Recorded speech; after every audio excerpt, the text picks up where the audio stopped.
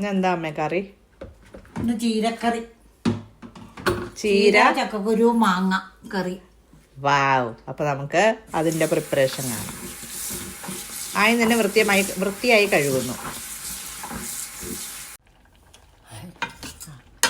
ചീരയുടെ തണ്ടും ചക്കക്കുരുവും കൂടി വേവിക്കാൻ വെച്ചു. എന്തൊക്കെ ഇട്ടു അമ്മ? പൊടി, മഞ്ഞപ്പൊടി, ഒരു പച്ചമുളക്, ഉപ്പ്, മുളക് പൊടി. ഓക്കെ. ചീര ഇവിടെ അരിഞ്ഞു വെച്ചിട്ടുണ്ട്. മാങ്ങ അരിഞ്ഞു വെച്ചിട്ടുണ്ട്. ഇത് ഫ്രോസൺ മാങ്ങ ആയതുകൊണ്ടാണ് ഇങ്ങനെ ഇരിക്കുന്നത് കേട്ടോ. കുരുവും തണ്ടും വെന്ത് കഴിഞ്ഞപ്പോൾ ചീര ഇടുന്നു. ഈ കറിയുടെ പേര് പറഞ്ഞേമ്മേ? ചീര അവിയൽ. ചക്കക്കുരു, ചീരത്തണ്ട്, ചീര ഇത്രയും പോയി. ഇനി നമ്മൾ തേങ്ങ അരയ്ക്കാൻ പോകുന്നു.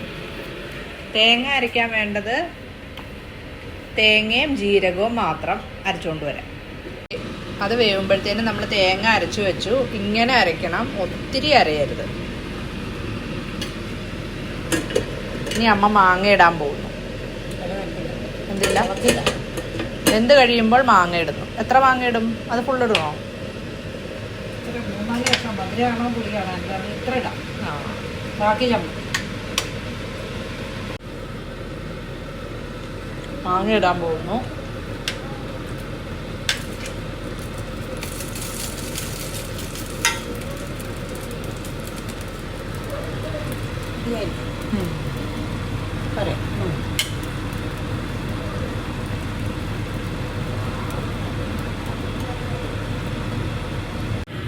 അപ്പൊ ഇത് മാങ്ങയെല്ലാം വെന്തു. എന്നിട്ട് നമ്മൾ കുരുവൊക്കെ ഉടച്ചു കൊടുക്കണം.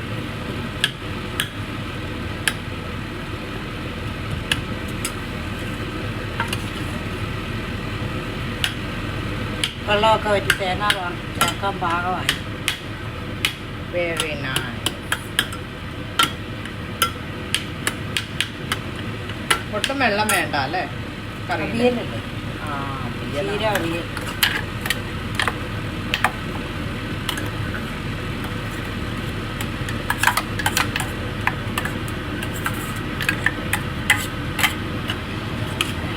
ഇച്ചിരി നീട്ടിയെടുക്കാം. പക്ഷെ അതിലിരുന്ന് പറ്റിപ്പോവുമായിരിക്കും.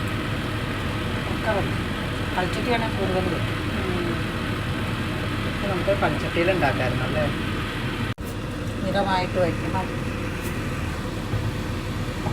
പച്ചട്ടിയിൽ വെച്ചെങ്കിൽ ഭംഗിയായി. ഉപ്പും പുളിയൊക്കെ പാകമാണോ, എരിവുണ്ടോ എല്ലാം ചെക്ക് ചെയ്യുക. അത് ജസ്റ്റ് നോക്കണം.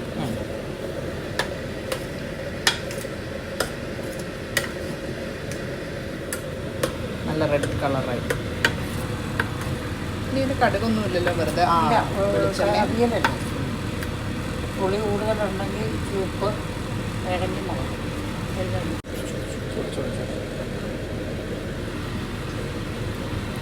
എല്ലാം ഉണ്ട്. ഇച്ചിരി കുറവാണെങ്കിലോ വേണമെങ്കില്ല അല്ലേ? എരിവ് എങ്ങനെയുണ്ട്? എരിവുണ്ട്. ഒരു നുള്ളുപ്പിട്ടാൽ ഇത്ര വേണ്ടാമ്മ. ശരി, ഇത്ര അതിൻ്റെ പകുതി ഇട്ടാൽ മതി. വേണമെങ്കിൽ പിന്നെ ഇടാം.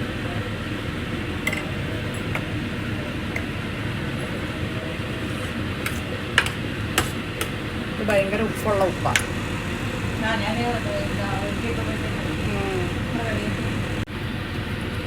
കറിവേപ്പില ഇടുന്നു. കുറച്ചുകൂടെ കാണല്ലേ, നല്ല വലിയതായതുകൊണ്ട് അതിന് നമുക്ക് വെളിച്ചെണ്ണ ഒഴിക്കാം.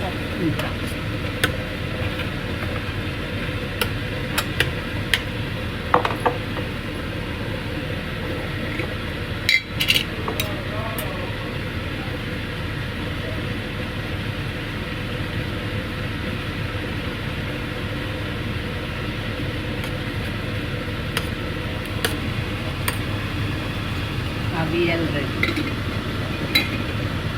നല്ല ഭംഗിയായിട്ട് കാണാൻ പറ്റും. Tasty avial ready.